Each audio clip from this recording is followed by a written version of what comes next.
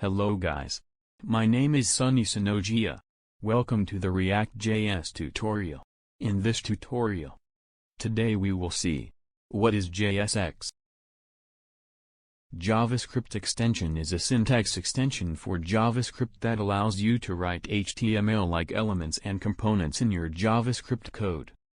It is a powerful tool that allows developers to write HTML and JavaScript in the same file, making the code more readable and maintainable.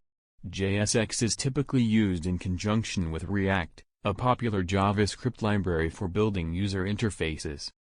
When used with React, JSX enables developers to declaratively describe the structure and layout of their components and the relationships between them, making it easy to build and maintain complex, interactive user interfaces.